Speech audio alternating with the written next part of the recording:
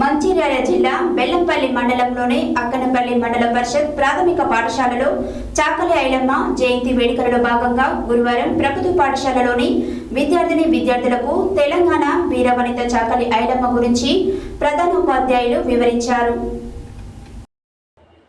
మంచిర్యాల జిల్లా బెల్లంపల్లి మండలంలోని అక్కనపల్లి మండల పరిషత్ ప్రాథమిక పాఠశాలలో చాకలి ఐలమ్మ జయంతి వేడుకలలో భాగంగా ప్రభుత్వ పాఠశాలలోని విద్యార్థులకు తెలంగాణ వీరవనిత చాకలి ఐలమ్మ గురించి ప్రధానోపాధ్యాయురాలు పిల్లలకు వివరించారు.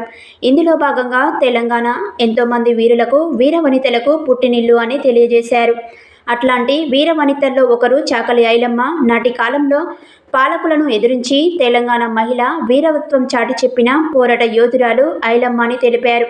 చాకలి ఐలమ్మ ఓరుగల్లు జిల్లా రాయపర్తిలోని కిష్టాపురంలోని ఓరుగంటి మల్లమ్మ సాయన్నల ముద్దుల కూతురై పుట్టింది. రజక కులంలోనే రత్నదీపమై ఊరు వాడన పేరొందింది.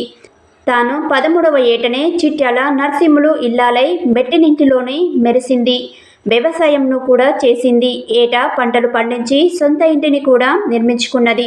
అలాంటి వీరవనితల తెలంగాణలో ఎంతోమంది ఉన్నారని వారందరినీ గుర్తు చేసుకుంటూ వారి అడుగుజాడల్లో నడవాలని, వారిని స్ఫూర్తిదాయకంగా తీసుకోవాలని ప్రధానోపాధ్యాయురాలు తెలియజేశారు.